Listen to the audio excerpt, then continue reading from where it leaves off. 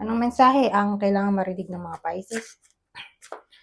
Mula September 1 to 15, 2024. Pwede nangyayari na to o mangyayari pa lang. Kung hindi man para sa inyo itong magiging reading, baka para sa someone na malapit sa inyo o sa someone na kakilala nyo mismo. Baka may lumabas na gender mamaya. Gawin nyo na lang energy, masculine at feminine energy. Pwede rin naman na huwag nyo na pansinin yung gender.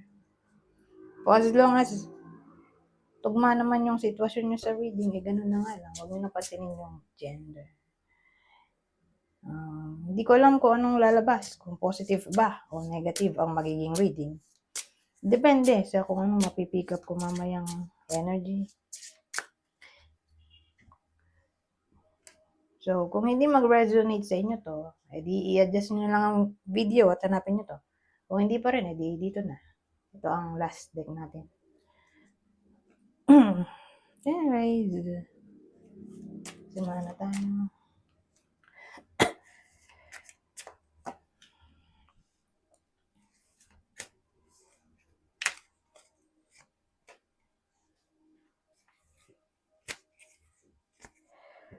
Baliktad eh, no? O, baliktad din to.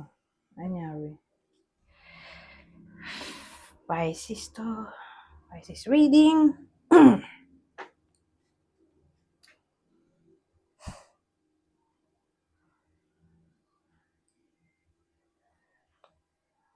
Ang dating kasi sa akin eh, may someone na madamot sa kwento na to. Ayaw makipagtulungan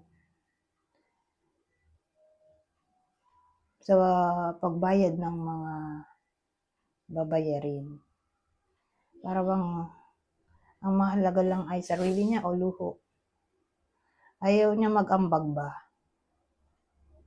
Ganon. Nagiging irrational yung isip niya at yun nga, iniisip lang niya ay sariling kapakanaan.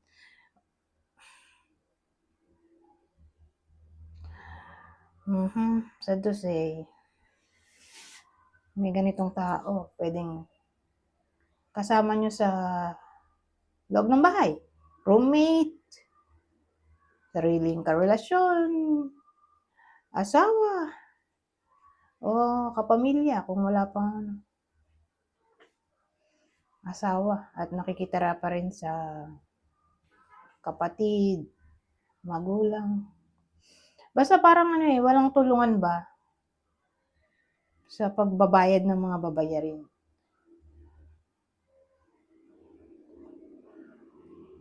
Para bang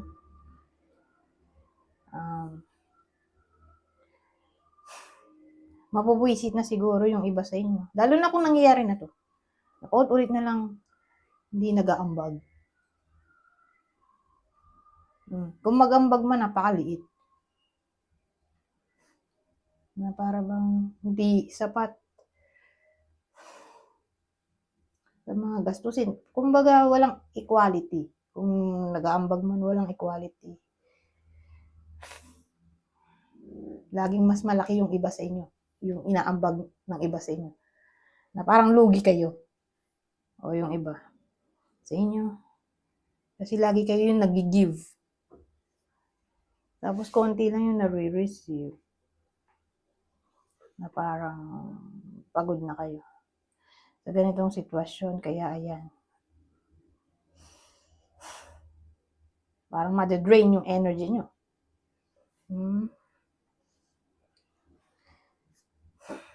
Anyways, hindi naman lahat ay tatamaan ng reading na to. Pero tingnan natin, sino yung possible person dito ng Pisces na tatamaan ng reading na to.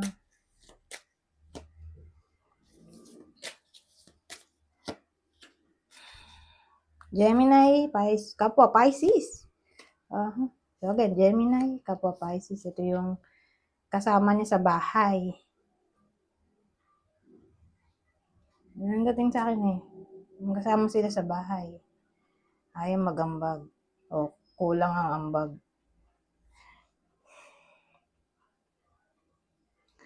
Anyways, punta tayo dito. O, bahay na rin to. Kaya to.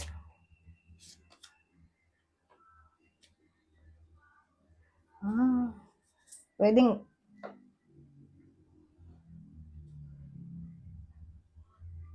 kayo mismo to. Ito yung kapamilya nyo.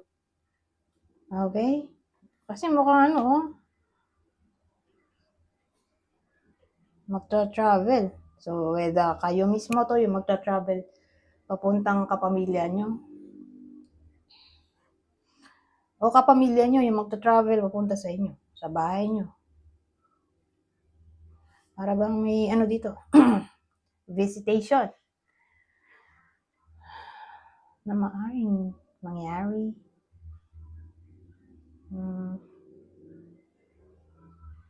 O baka to.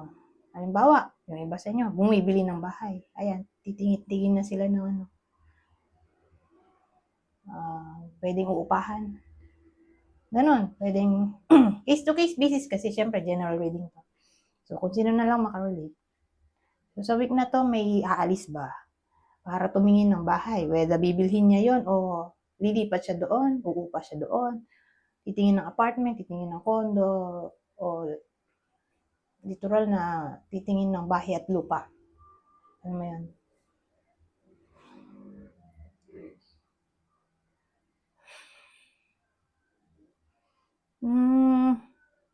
O kakausapin. Halimbawa, may negotiation na nangyari. So, para sa iba sa inyo, pupuntahan nila yon, yung ka-negotiate nila tungkol dun sa topic ng bahay, lupa. O career siguro to, hindi man bahay, lupa. Career. Siguro magta-travel yung iba sa inyo para mag-apply. Di ba? Pwede. Kung jobless. Relocation? Pwede.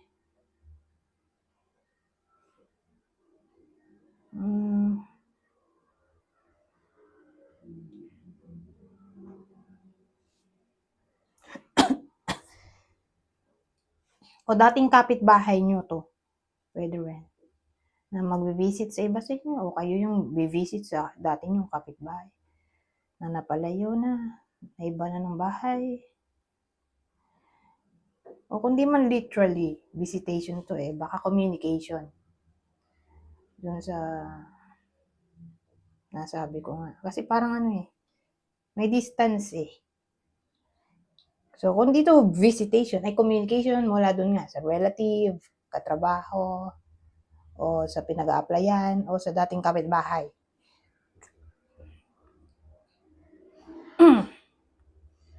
Ganun dating.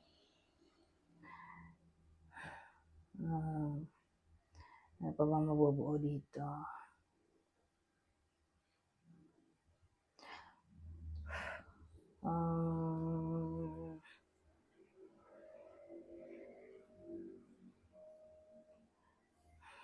Baka mapag-usapan ang topic ng pagbili ng kotse para sa iba sa inyo. Kotse, sasakyan. O mapag-usapan ng topic ng business. Baka yun nga, may iba sa inyo na topic na what if magsimula o magtayo ng sariling business o home business. Ganyan. Anyways, punta tayo dito. Ito ang huling deck. Ang huling deck natin, confidence.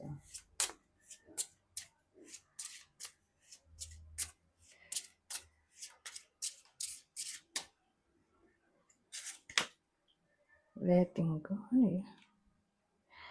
So, may kailangang i-let go ang iba sa inyo para bumalik ang confidence. So, let go ang toxicity sa buhay o toxic people o situation o o memory.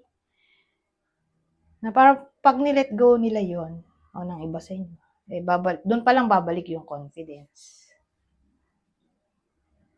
Sabagay, nangyayari talaga yan, di ba? Pag nag-move on na. Mapapansin nyo na, yun nga, pag tagal-tagal ng panahon, pag nakaka-move on na, doon nabalik yung nawalang confidence sa sarili o naagaw na confidence. Kasi, case-to-case basis eh. Di ba? May mga tao na dina-down tayo. Kaya tuloy nawawala yung confidence natin. So again, yun yung tipo ng toxic people. Okay? So again, kung toxic yung people, let go na. Para bumalik ang confidence sa sarili. Anyways, hanggang dito na lang. Goodbye. For now.